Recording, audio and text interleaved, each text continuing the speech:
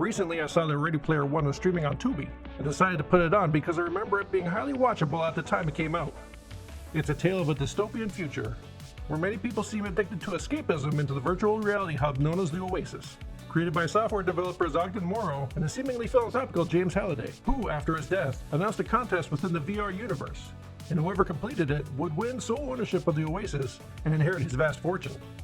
So we follow Halliday fanboy number one, Wade Watts, and his merry band of truly authentic Oasis gamers as they compete against the CEO of the monopolistic corporation Innovation Online Industries, Nolan Sorrento, and his army of lackeys, over who will control the future of the Oasis. And along the way, we're treated to a virtual world just bursting at the seams with both overt and obscure pop culture references. Really, it's kind of quaint with this being the first time we saw a film do such an enormous showcase of references. But who knew it was just a warm-up of things to come? Seeing this movie's box office success, it soon became the norm for studios to cram as many IP references into a movie as they could. And I have to admit, when it first came out, I enjoyed watching the film references collide. There was a guilty pleasure in watching Kubrick's iconic Shining imagery stripped of its meaning and turned into a theme park ride. But watching it recently, I just found it hard to watch. And not just because of the T.J. Miller of it all. It's more the film's central conceit where I just couldn't buy in. That the future of entertainment and escapism, the thing giant corporations send out assassins to battle resistance groups for control over, is virtual reality? Now, I know sci-fi stories are more meant to be cautionary tales, or to provide a world that allows for the excuse to show as yet unseen technical marvels that are the catalyst for some sweet action set pieces. And it doesn't matter if the depicted future isn't accurate, as long as the core theme resonates with the audience. But with Ready Player One, who knew they'd be so wrong so soon? When this movie came out, there seemed to be some real hype behind virtual and augmented reality. A whole suite of VR sets were on the market and tech companies were putting serious money behind their development. Meta, Sony, and HTC all had their headsets with a robust library of games. Well, maybe calling them games is being too generous. They were more like experiences, but such a wide range of popular experiences, such as Beat Saber, Gorilla Tag, Rec Room, Beat Saber, and Beat Saber. That initial VR hype soon gave way. It was reduced to something you might pull out at parties for an expensive chuckle.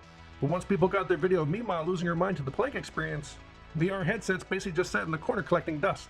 There just wasn't an appeal for people to while away their hours playing essentially app-style games, while there are real experiences to be had and subsequently shared to social media. What tech companies needed was an excuse for people to stay at home. And in 2020, thanks to the global pandemic, people were forced to stay at home. Now tech companies would finally be redeemed.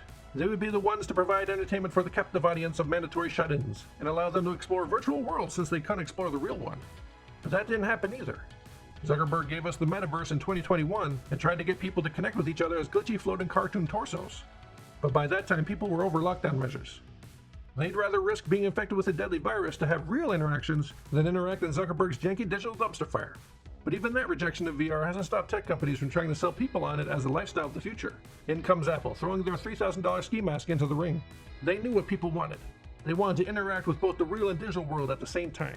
Their attention spans have been so obliterated, they couldn't bear being in the real world without some sort of digital distraction. When they go to order from McDonald's, they don't want to interact with the low-wage workers while they wait for their meal. They'd rather play with a butterfly. And what better way to beat burnout than putting on a headset that's a constant reminder of all the things on your to-do list while you're doing your chores? Why watch a movie on a silly screen surrounded by friends when you can isolate yourself in a headset and enjoy the feeling of being in a theater alone? Every tech influencer was tripping over themselves to insist that this was the headset that would result in mass VR adoption. But ultimately sales were low, and production was scaled to meet this reduced demand. Now Ready Player One did predict the desire for a digital space with social interaction, commerce, and a massive crossover of pop culture references. That future is basically playing out in Fortnite, with its V-Bucks currency more coveted by kids than real currency. Maybe part of its success is that you can play it with your friends. It's even great bonding time for parents who will want to play as Jigsaw, and their kids who will want to play as Sabrina Carpenter. But maybe that success comes with its free entry with the lure of microtransactions. Whatever the recipe for its dominance, they've achieved the closest vision of the Oasis. And we've learned that people just don't have a use for VR beyond using it on prisoners to make them miss the outside world. But I get it. The whole premise of the virtual world is for Spielberg to flex his amazing knack for visual storytelling, which is the one watchable aspect of this movie.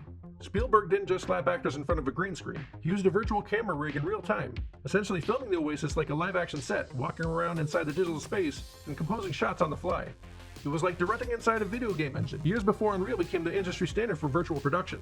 So you get set pieces that feel dynamic, grounded, and ironically more immersive than actual VR games. It's kind of poetic that the one thing that makes the Oasis feel real is the craftsmanship of a flesh and blood filmmaker using old school storytelling instincts. But it seems Ernest Cline accidentally wrote Big Tech's dream future, one where we're all addicted to being in a virtual world buying loot boxes forever. Tech bros keep trying to force innovations on us that are basically data capture scams like AI or crypto that nobody actually wants. I guess Klein didn't dream big enough with his corporate villain. Mullen Sorrento's big plan is to win control of the Oasis so he can add more ads. Meanwhile, actual tech companies are recording your voice with smart assistants like Alexa, building detailed psychological profiles from your clicks, swipes, likes, and pauses, then selling that data to advertisers, political campaigns, and anyone with enough cash. They track users' behavior across the web, even when they aren't on their platforms. They're building community poisoning facilities to power their chatbots. And you can bet if the Oasis were real today, you'd probably have to subscribe just to jump. Tech companies now hide basic features like high-res video, offline mode, or even editing tools behind a monthly paywall. Imagine needing Oasis Pro Plus just to customize your avatar or unlock basic locomotion. The real dystopia isn't too many ads. It's paying $14.99 a month for the privilege of not seeing them. In 2011, having a cartoonishly evil CEO who just wants to monetize attention seemed dystopian. In 2025, that's just a Tuesday afternoon. We've skipped the evil monologue and went straight to "we've read your DMs and sold them to Nike," or your smart fridge knowing your eating habits and telling DoorDash when you're sad. More and more we've seen the tech innovators would never benevolently give away their platforms, and they can't be trusted in general, so it's a good thing that VR hasn't taken off like predicted in Ready Player One. Big tech trying to force it on us is their way to amplify the loneliness economy. Their apps seem to be designed to increase hyper-individualization and isolation, and then they try to sell a solution. Now as the VR dream fades, the new obsession is AI.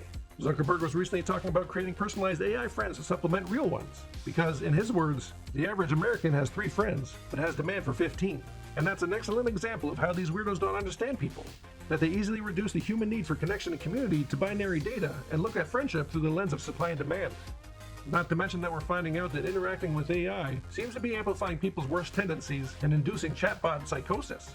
And the more the AI is forced on people, the more people seem to be rejecting it. Tech bros keep promising salvation through software, but time and again we see people will choose shared experiences and real connection to real people over virtual containment.